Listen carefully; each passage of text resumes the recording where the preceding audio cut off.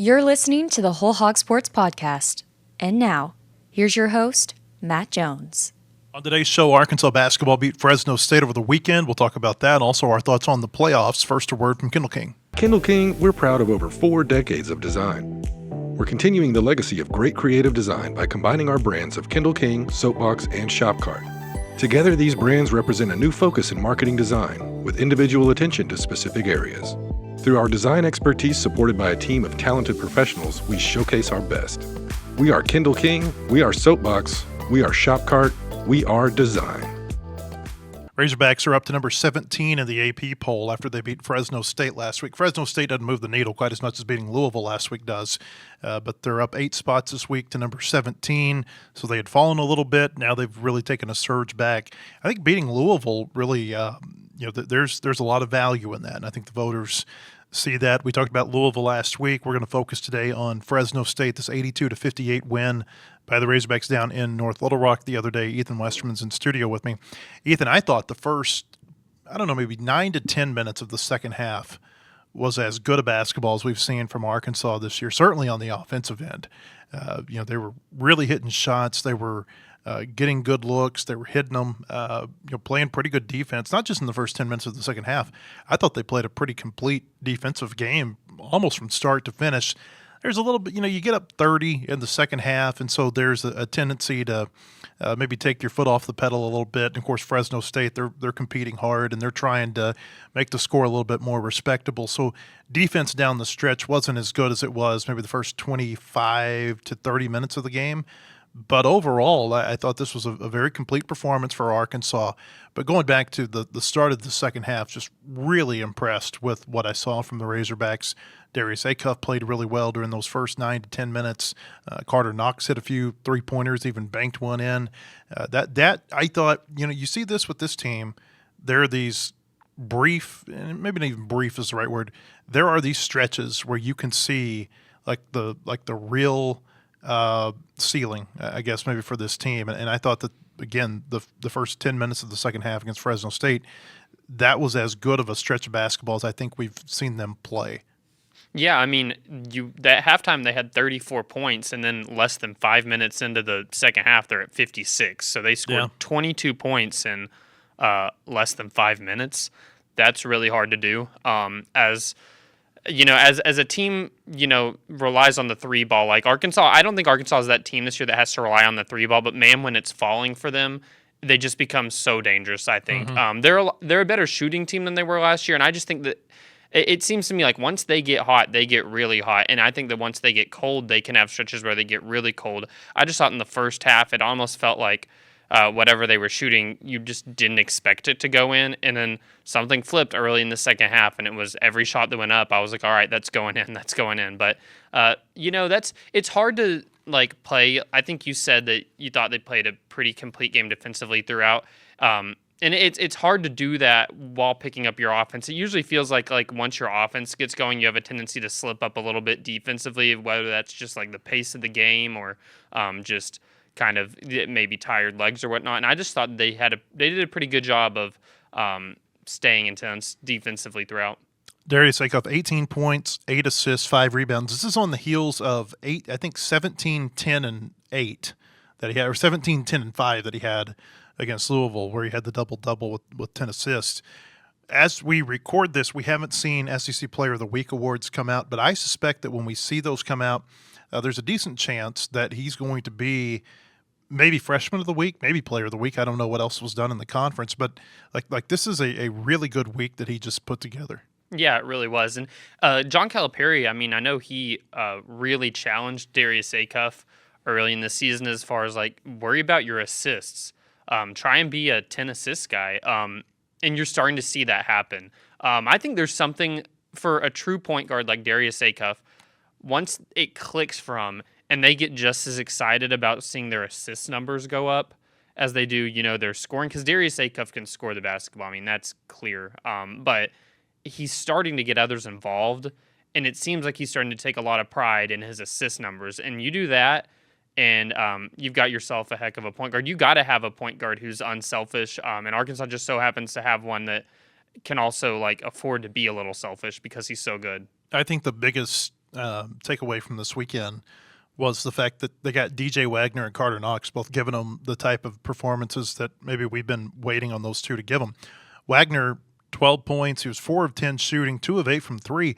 But I thought his shot looked really good. There were 3 or 4 open shots where he just missed it, but it looked like he had good form on his shots. And I thought the comments by Calipari were really good after the game, where he said sometimes your biggest enemy is not who you're playing against, it's yourself. And it's that battle against yourself. And he said he thought DJ Wagner worked through that pretty well. Carter Knox, they don't have that run that they have at the start of the second half probably. If he doesn't knock down a couple of three-pointers, banked in another one a little bit later as part of an extended 22-6 run.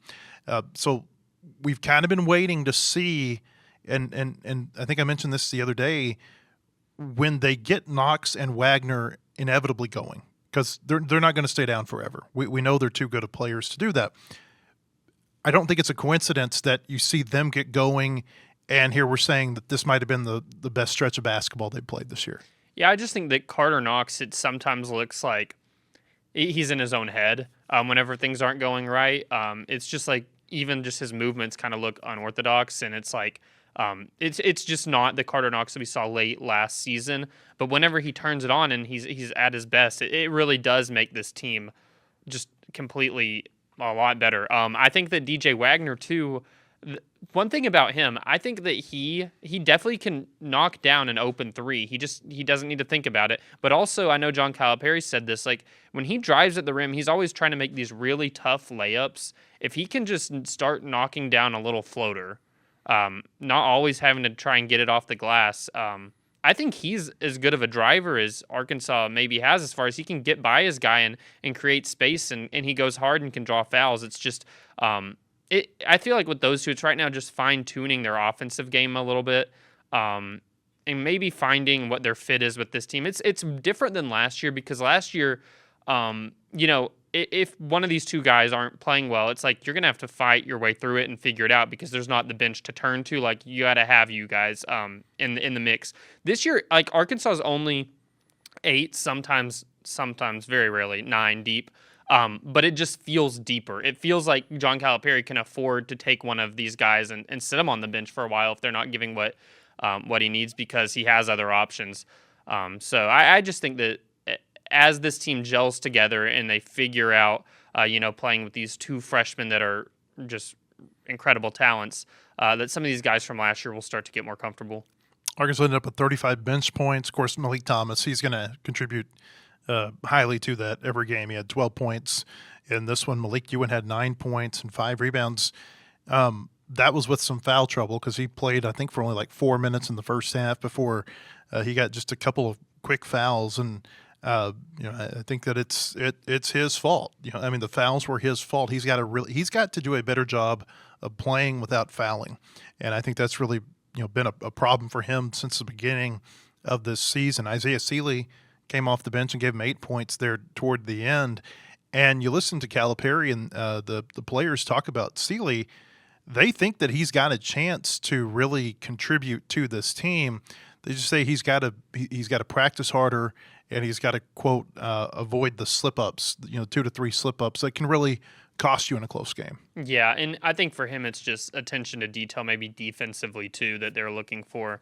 But if they can get him to just be a guy who can play a few minutes a game, to maybe, and also just be a guy that if you do get in foul trouble late in the year, because at some point this team will get in foul trouble and you'll probably need him to step up and play bigger minutes. But if you can get him to where he can play just in the normal rotation a few minutes a game and it's not a liability, I think that's a real contributor. I mean, he played 10 minutes and had 2 steals, so I think that's pretty good active defense, and he scored 8 points. It was funny because late in the game, I actually missed the end of the game watching it. I was just listening to it. They were cracking up on the radio broadcast, Matt Zimmerman and Chuck Barrett, because he was like, if Isaiah Seeley touched the ball, they're like, oh yeah, he's trying to score right now. Like it was his moment to get in there, and they're up quite a bit. They're like he ended up shooting the most free throws on the whole team. He shot 6 free throws in 10 minutes, which means he just got it and he was trying to go score. But if you can get him getting his confidence up a little bit and really be a contributor, that will, of course, only help the team. You look at this, it's points off turnovers. Arkansas won that battle. offensive rebounds. Fresno had a couple of more, but Arkansas limited the number of second chance points that they had. Arkansas 17 assists on 30 made shots, and then you look in the second half, 10 assists on 17 made shots. This is a thorough performance, I thought. Yeah, and I mean, analytics liked this win, which it's funny because sometimes you can watch a game like this, and I mean, the first half was very unimpressive, and it wasn't always pretty in this game. I mean, I think back to the end of the first half, whenever Arkansas gets a score, but you leave time on the clock, and I think whoever it was for Fresno State, I'm blanking on the name, knocks down the three-pointer at the end. It's just like things like that you're like, just have the basketball IQ to like just take it down a little bit further, and like stop a guy, don't give him an open shot. It's like things like that make it like it wasn't the most beautiful performance of all time for sure. But I do think that this was the type of game that the analytics liked it because Arkansas played good defense. They beat them by a margin that probably is more than Arkansas was favored by most models. I think it's the type of win that, like, you need some of these non-conference wins against teams that, like, Fresno State. I mean, what was their record going into it? 6-3. 6-3. Like, it's not a bad mid-major. They're certainly not good, but you just need thorough wins like this, and I think that's what Arkansas got, and it took them overcoming kind of that sleepy start down there. By the way, Darius Acuff, as we were talking right now, it just happened. SEC Freshman of the Week for him. So. Yeah. Again, that's not a surprise at all. I thought that was probably going to happen after the game the other day. Defensively, Arkansas kept Fresno from scoring for the first almost 5 minutes of the game. Mm-hmm. And it's weird because you would think that, and it kind of goes to show that Arkansas's own start was kind of sloppy offensively. They're up, Fresno scores their first basket with, I think, 15-11 to play in the first half, and it's only 5-0. And Arkansas, they got up in the first half, and I never felt like the game was in doubt, but they just kept having trouble pulling away. You get up 13, they'd bring it back down to 8. Get up by 11, they'd bring it down to 7 or something like that. And, then you get that hot start to the second half, and that's really what allowed Arkansas to pull away. But I just thought pretty thorough win by Arkansas. Don't make too much of it, other than the fact that maybe this, and maybe Fresno's not at the level of a Winthrop or some of these other teams they played. But I felt like a couple of times this year, Arkansas's played down to its competition.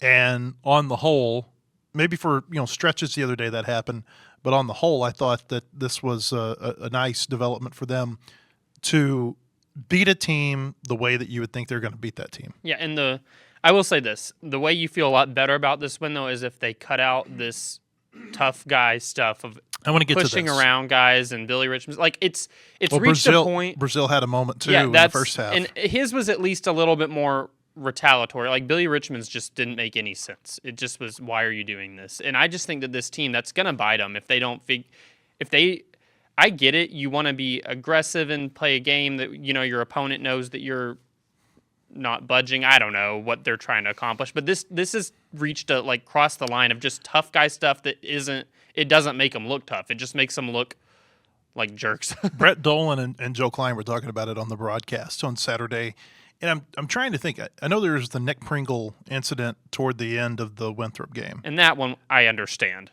Are there others?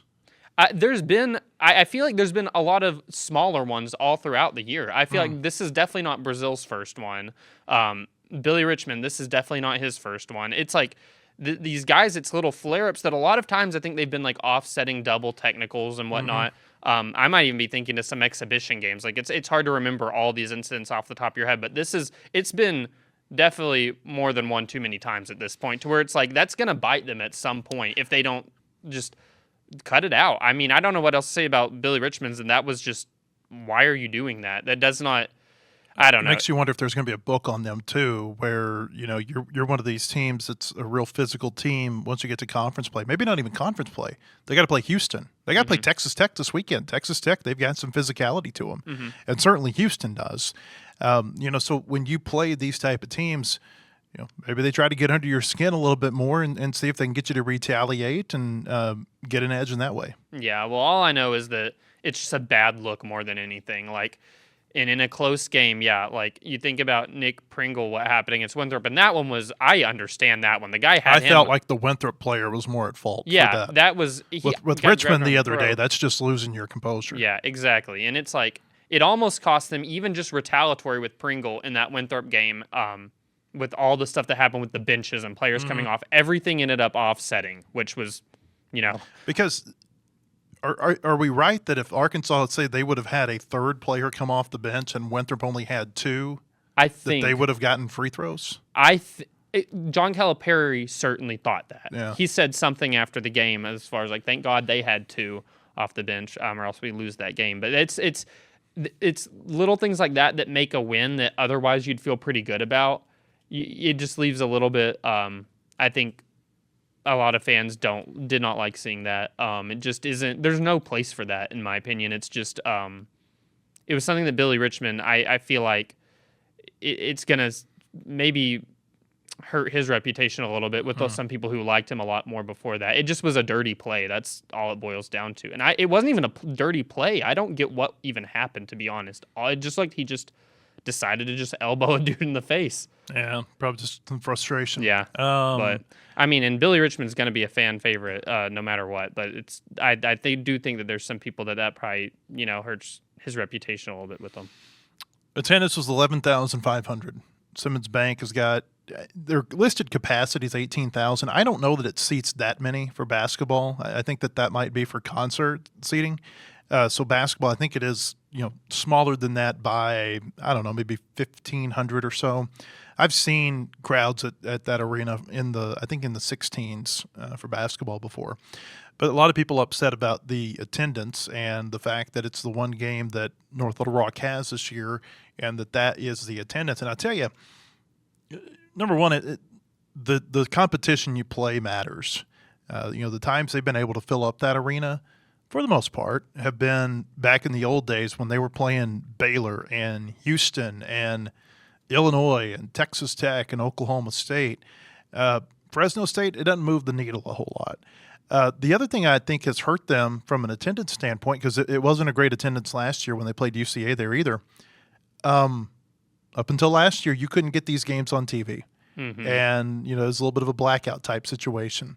And I don't think it's coincidental that as soon as you put these games on TV, that the in-person element to North Little Rock games has decreased. Yeah, for sure. And also, correct me if I'm wrong, it feels like the past 2 years this game's been played there a little bit earlier. Mid-afternoon? Earlier in the day and earlier in December. Slightly earlier in December, but earlier in the day. I think that makes a factor, too. When Musselman's teams would play down there, they would play night games. Mm-hmm. And I think that makes a difference. You're talking about it's December. There's a lot of stuff going on. People out, maybe Christmas shopping or there's just a lot going on. And I think that whenever you put a game at 7 o'clock versus putting it at 3 o'clock, that makes a difference. Would it have filled up the arena? Probably not. Yeah. Would it have gotten another 500 to 1,000 people in there? Maybe so. Yeah. And my thing is, I just remember in the past going down there for that game, and students were like, finals were over on a lot of times that I was down there. And right now, this is like finals week at the University of Arkansas. And I think that probably there are students who will travel to go to games like that, especially ones that are from that area. I just think that it's a little bit earlier in December and the mid-afternoon. Just it's not going to be able to pull the crowd, I don't think, unless you got like you said, a big name opponent coming in that really inspires people. They're not going to put a big name opponent down there again. Nor should they. I don't think they are. I think, I mean, you saw this past week, you play your big name opponents in Bud Walton Arena and you have a real advantage. I mean, you would in Simmons Bank, but it's just, I just think that having that on campus, I would love to see them do more home and homes than these. I get for Calipari wanting to bring his teams to NBA arenas and get those big CBS games that big paychecks. Yeah, and it's big paychecks. I love the Michigan State home and home. I loved Louisville coming here. I know that was ACC, SEC, so that wasn't really even Arkansas. But I just think you get more of those home and homes, and those are so good, not only for the sport, but for your fan base. Because you just saw, like, if they didn't have that Louisville game at Bud Walton, what really would they have before conference? I think Baylor still owes Arkansas a home game from Arkansas going down there and playing them in Dallas last year. So they've got some of that. It's just modern scheduling. I mean, like, this isn't just an Arkansas deal. Everybody's playing their games at neutral sites. Yeah. Like, if you look at Kentucky the other day, they played Gonzaga in Nashville. And that was a home game. A home game. Yeah. For a little while. I think that last year they maybe played in Seattle. I believe that's right. Yeah. So it's 2 years in a row playing in like a big city that's a lot closer to one fan base than the other. But I do like Alabama, those I think, games. plays Arizona this week in Birmingham. I think last year they played them in Phoenix. I do like those neutral site games, and I just love a home and home too. And I am glad, honestly, that we're shifting away from these MTEs a lot more. With other than like the whatever the Players Classic or whatever it was, in Vegas. Yeah. I don't think that's going because it's not the traditional format of like a Maui where you're playing so many days in a row. Because I just think that those, you've seen it enough now how they don't really help teams as much as they did in the past. I've just always been a fan of putting big name teams in your arena and then you paying a visit to them the year late. Simmons Bank Arena is kind of a strange facility in that it's newer than Bud Walton, but it was still built in that old era of arenas, and they just have not. They haven't kept up with the times. It's not a basketball arena. Arkansas is the only team that I know of that goes there and plays basketball games. You know, in the old days, UALR played there. They had the SEC women's basketball tournament there a time or two. NCAA tournament came through there, but it's gotten to the point that this is high school. I think the high school state championships were there, but this is the only game now that they really host from a basketball perspective. So it's one of those deals, kind of like with War Memorial and Little Rock. Do you really want to sink a whole lot of money into it for just that one time that you get a game there? You know, a big high profile game a year. Or you just kind of live with some of the warts that it has. It's an arena that was built, arena football, hockey. They had hockey games there. In fact, I don't know if they're still there. The last time I went and covered a game there, like the hockey wall was still around the perimeter of the of like where the floor is. The seating. Like I watched the Missouri-Kansas game yesterday at the what is it called now? The T-Mobile Center in Kansas City. Like that was built for basketball, and you've got seats right there over the top of the floor. At Simmons Bank Arena, they're way off the floor. I don't know that the sight lines are that great from some of the spots in the arena. For it's just a different kind of facility. And where I'm going with all that is not to bash the facility. It's just that I think once you've gone there before, that you might not be in a hurry to go back. Yeah, I feel a lot better about Simmons Bank Arena than I do War Memorial at this point. As far as like I've been to games there that the crowd gets really loud down there. Yeah, it gets they do. There have been years where that's been some of their best atmospheres. The game against, I believe it was Valparaiso under Musselman. That went to overtime. Yeah, It got so loud down there. Like that was one of the louder crowds I think I've heard basketball. Like it's a different, and John Calipari said this like before the game on radio, it's a different type of crowd than you get in Fayetteville. And they're just really rowdy.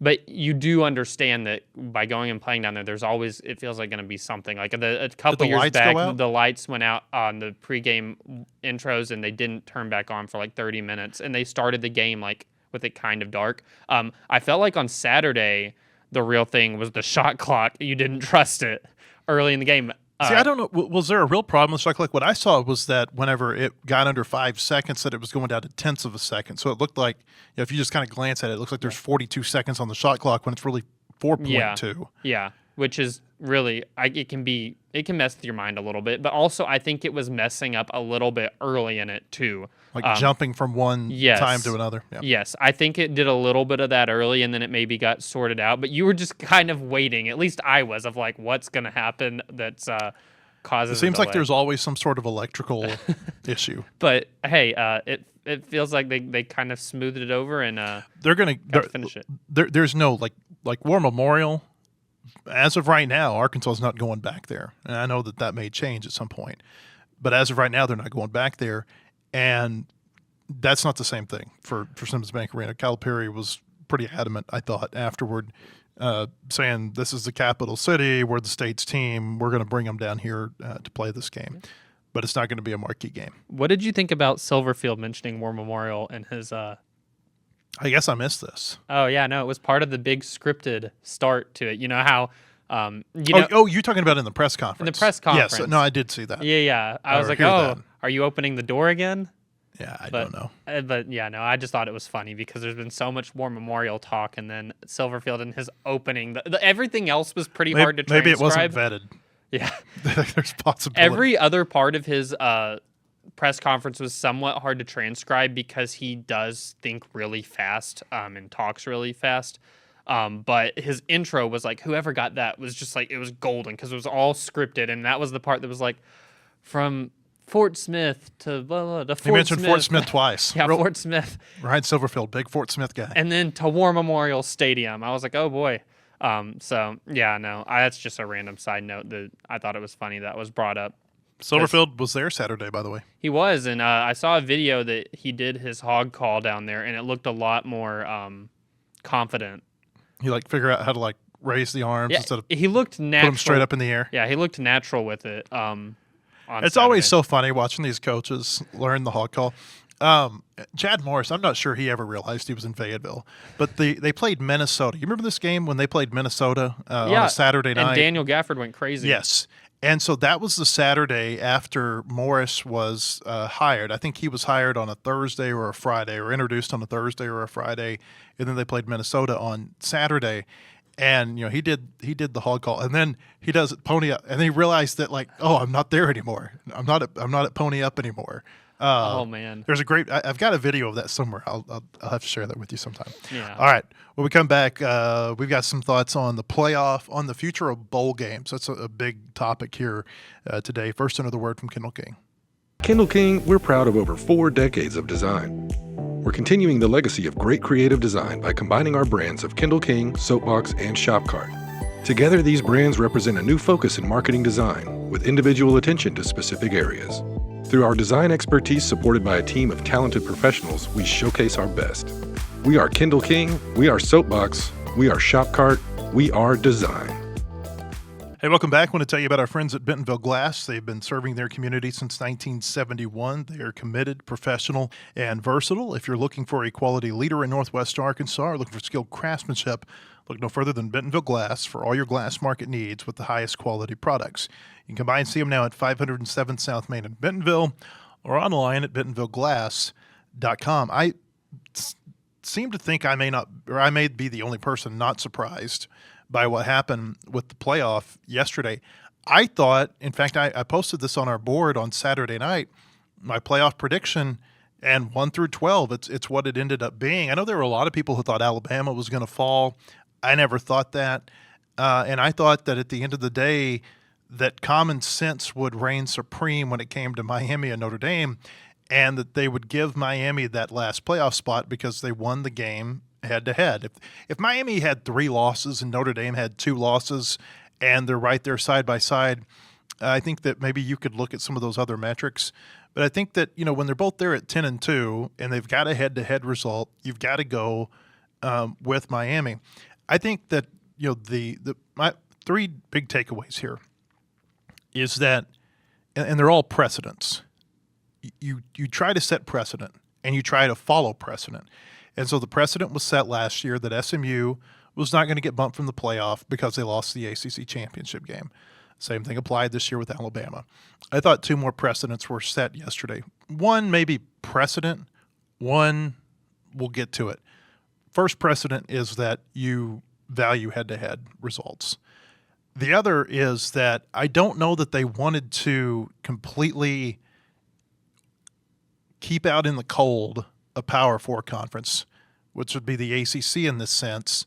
And so I think that Miami going in over Notre Dame helped them with both of those, that we value head-to-head and we don't keep the ACC locked out. Yeah, I mean, those were kind of my takeaways too, because, you get in these situations where, say, you've got 4 or 5 teams that are all right there, and you're having to maybe contradict yourself of what you value whenever you're sorting them out because they have the same record and similar this. Maybe a couple of them played each other, but not all of them did. So then you're having to find different things to value. I thought that with what happened, if you weren't going to penalize Alabama for playing in its conference championship, it really did boil down to just Miami, Notre Dame, And if you don't put Miami in over them, you set a precedent of head-to-head can maybe not matter.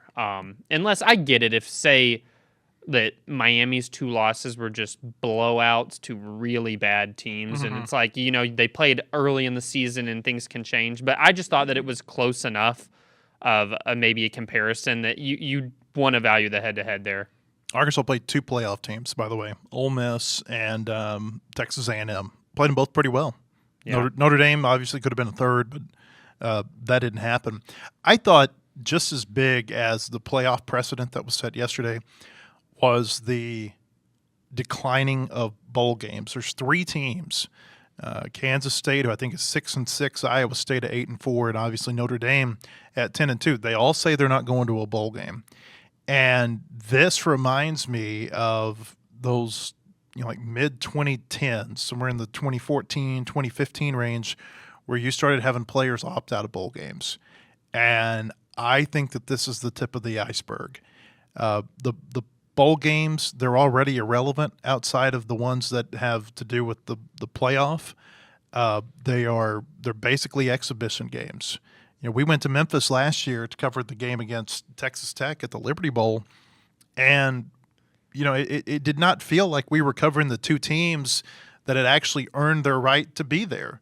And in some ways, it felt like it was just an audition for players to go get some tape and hit the portal, because there were still 6-10 days, something like that you could get in the portal. I mean, Desmond James ran 94 yards to the end zone. And he just kept running right through the tunnel like Forrest Gump, and he never came back. And they went to Cal, and he never did anything there. Let's say ran straight to Cal Berkeley. Yeah, and he got real chiseled on the way.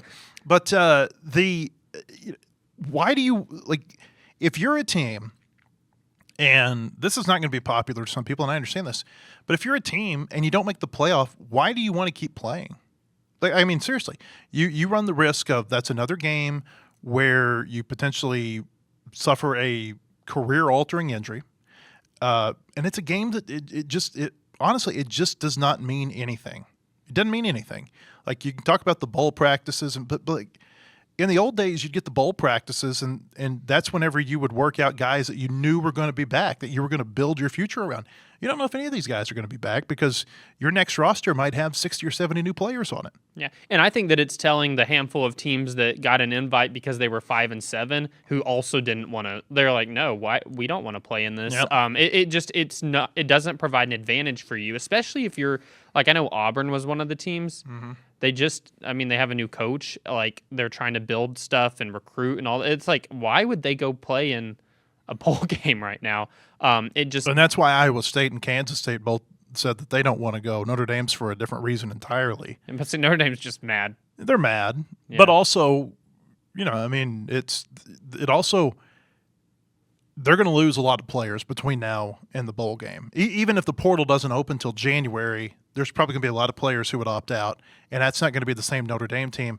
And I think Florida State a couple, 3 years ago provided this example of it makes your season look a lot worse. It does. And so Florida State, they could have declined a bowl trip in 2023, and you remember them for being undefeated, and there's this great what if about, what if the playoff committee really left out a deserving team, and then they go and they get smacked around 63-3 by Georgia. I don't know that Notre Dame wanted to be that team this year. Yeah, and that's valid. I just think that if bowl games are going to be protected and teams want to still play in it, there's got to be some crazy big incentives start to come down. And that's what I was going to – bowl games in their current form, I give them maybe 5 to 10 more years. I think the way that if you want to save the bowl games, and I think you're going to start seeing potentially some of these bowl games go away. I think the ones that have got the longest or the ones that have got the most history, like, I think that they've got a chance to stick around for a little bit longer. The Liberty Bowl, the Sun Bowl, and that doesn't even mention the ones that are in the playoff bowl picture, because those are going to those are going to hang on for a while. The Citrus Bowl in Orlando what has been the Outback, but now it's like the ReliaQuest or whatever. Yeah, the ReliaQuest. Did you know? I could not tell you, and this kind of goes to again talking about how irrelevant the bowl games are. I could not tell you one bowl matchup this year, outside of the ones that could potentially happen for the playoff. I only know a few. I think that if you're these bowl games like the Liberty Bowl, for instance, that's been around and you don't want this tradition to die, and it's a game that's been played there for a long time, I think you're all for playoff expansion and hoping that they just keep on assigning different matchups I hadn't to thought bowl of it games. that way. I think here's where I think they might go. One of two things. The less likely is making the bowl game like a kickoff event for the next year. Okay, so you qualified for it, and next year these two teams are going to play here, and that's going to be the game. I think that's the less likely path. How I think that the bowl games can preserve themselves is if they become pay-for-play events. Arkansas, Texas Tech, we want you to come play at the Liberty Bowl. The winning team gets X amount of dollars to distribute among its players. The losing team gets X amount of dollars to distribute among its players. Yeah, and I think that that's the most likely path for sure. And here's the thing. I do love these playoff games being on campus. I think it's great that you can earn that. They need more. But I also think that if you did expand the playoff like by a lot, and you played maybe like a first round game and it's the Liberty Bowl. You played a first round game and it's the Gator Bowl. But I don't know, because then I'm at odds with, I do like seeing these on campus, but I'm one of them that I would like to see, these bowl games still be a thing and the tradition carry on. But it's like, at what point are you sacrificing what's best for teams for what's best for maybe tradition in college football, what it's been? Yeah, the bowl games are relics. So. They're relics. I mean, that's all they are. The Rose Bowl, that's worth saving. I don't know that the Bahamas Bowl is worth saving. The Frisco Bowl. I mean, the whatever else. I think that Pop-Tarts Bowl. The precedent that also has been set somewhat in college basketball is with the NIT and how they'll do. That's what bowl games feel like now. Yeah. That feels like they are the NIT of college football. But the NIT started doing this thing where they played some regular season games that's run by the NIT, and it's like the whatever classic during the season.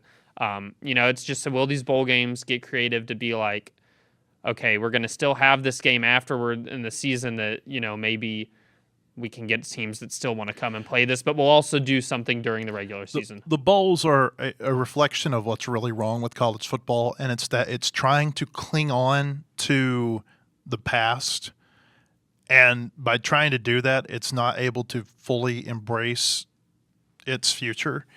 I think that the thing college football needs to do right now, they need to expand their playoff. And I don't have any doubt about that. Some people say, no way. I say, why not? I mean, I'll get it this way, Ethan. How many NFL teams are there? There's 32. How many of them get to the playoffs? 14. That's almost 50% of their teams. Major League Baseball, I think 12 of 30. That's about 40. That's 40%. Get to the postseason. NBA, it's an even higher percentage than either of those sports. You look at FCS. There's 129 FCS teams. They just expanded their playoff field to 32, and so the big time FBS college football, it is the most or depending on how you want to look at it, it's either the most exclusive or the least inclusive group that there is to get into the playoff.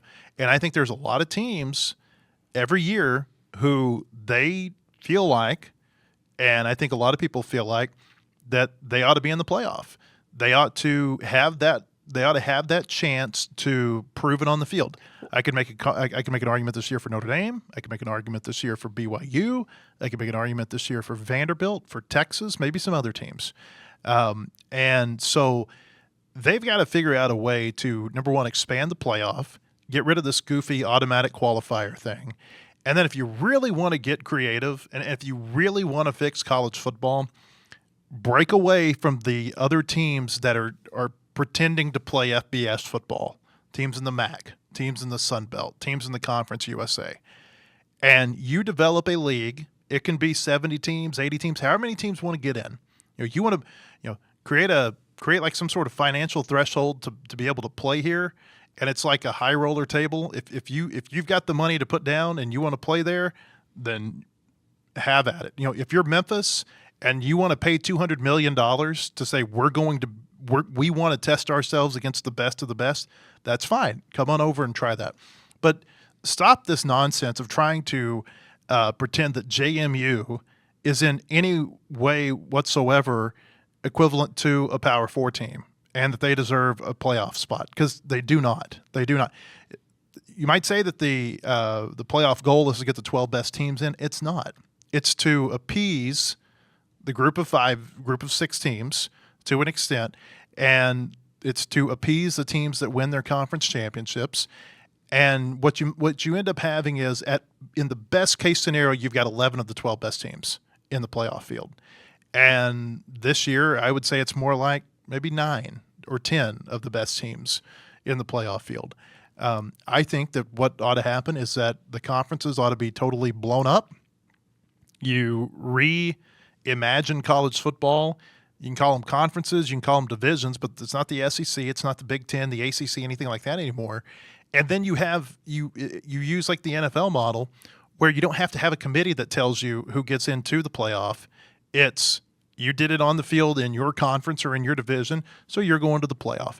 And then you have some sort of wild card set up where you're able to get some other teams who may have not won their division or won their conference, but they had a pretty darn good year, and they're going to be able to get in there too. I think that's how you do this long term, but you can't do that if you're still trying to hold on to bowl games and conferences and all this other stuff that just continues to pull college football back from where it could be. Yeah, I just hate that right now, the way it's set up, that for teams that were good this year, like Notre Dame, for Texas, Vanderbilt, BYU, that it's right now how it's set up, it's an all or nothing approach where if you don't make the playoff, it's a wasted season. And like these teams just, I feel like, should have the chance to prove themselves. I think so too.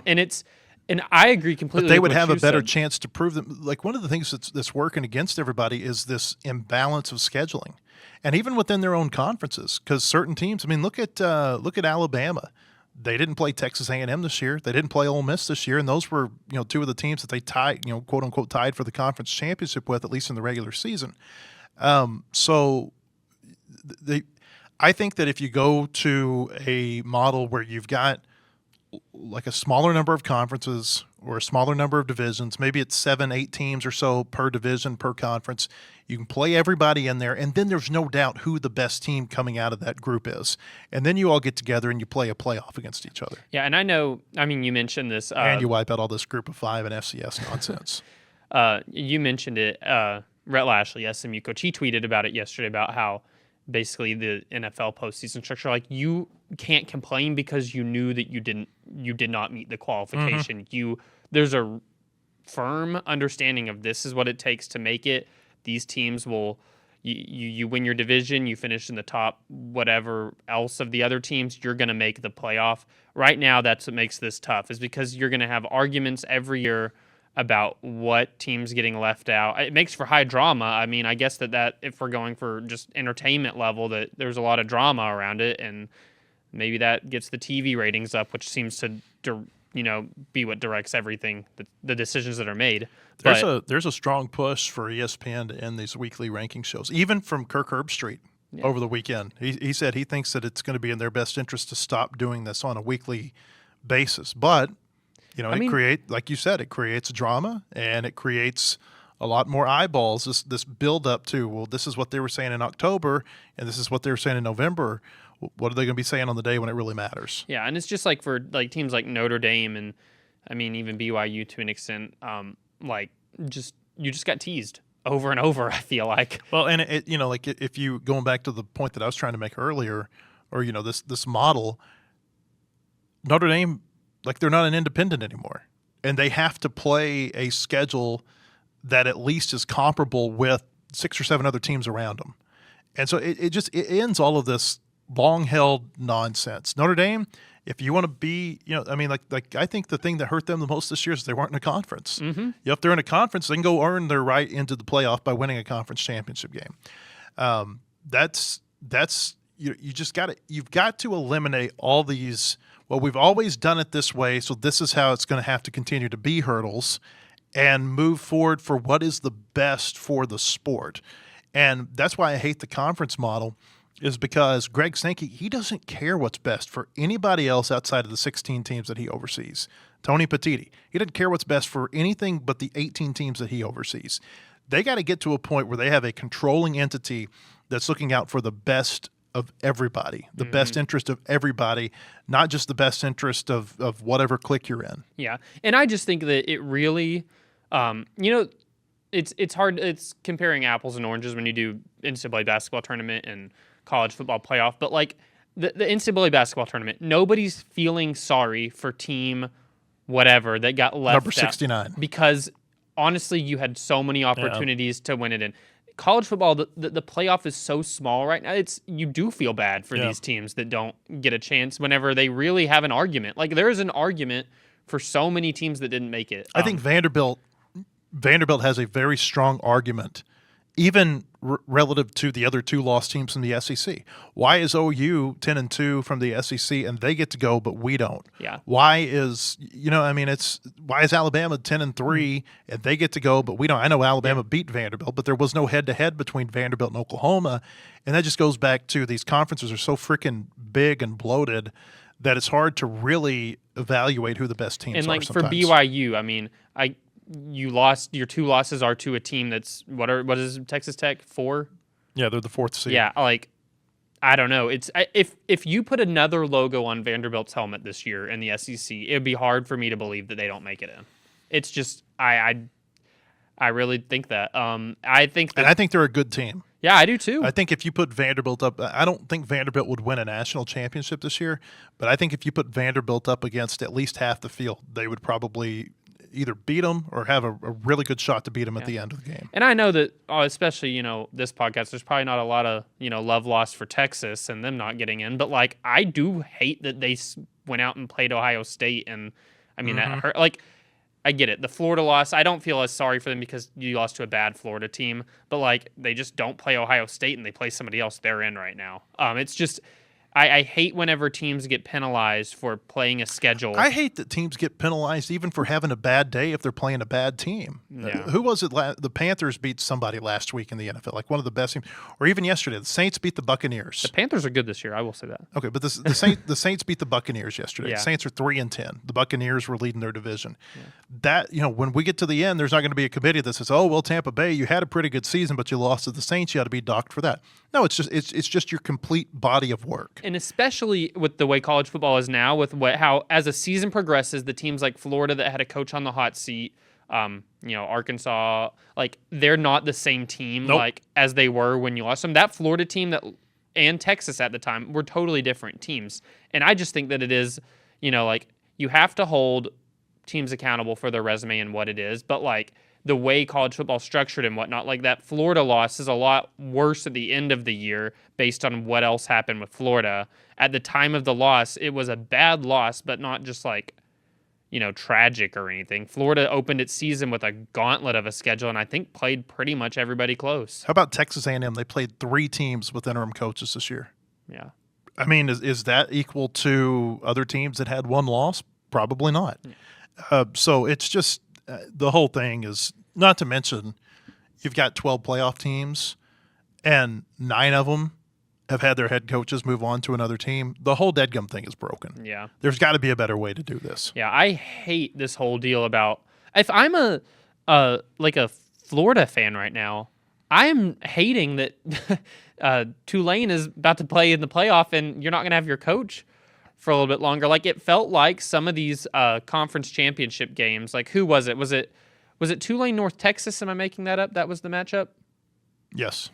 It felt to me like the result was Tulane beat North Texas, so the alternate result is Oklahoma State just beat Florida because Oklahoma State's going to get its coach sooner than Florida's going to get its. It's just like the way that it's set up, it's like you hope for, I guess, your new coach success to do good things with your team, but like you also want them in your building and not having the playoff game on their radar while you're about to buckle up and hit the portal hard and, you're signing high school guys. It just seems like the way it's set up right now, it's and of course this all manifested itself in the Lane Kiffin drama. Mm-hmm. And, you have Ole Miss by all means. Yeah, I don't want you to coach if you're about to coach our playoff game, if you're about to go coach LSU after this. Like, I get it on both sides. I got to correct myself. A&M played 2 teams with interim coaches. They played 4 teams, though, that fired their coach. They played Florida the week before Billy Napier got fired. So I think, again, the bowl thing here is something worth really watching because I feel like this could potentially be the tip of the iceberg. And I know K-State and Iowa State both got fined $500,000 for skipping out on a bowl. Notre Dame, they have nobody that oversees them, so they're not going to get a fine for not going and playing in a bowl game, I don't think. But this is certainly I think that was the biggest thing that came out of yesterday, even more so than whatever the playoff committee, whatever precedents that they set yesterday.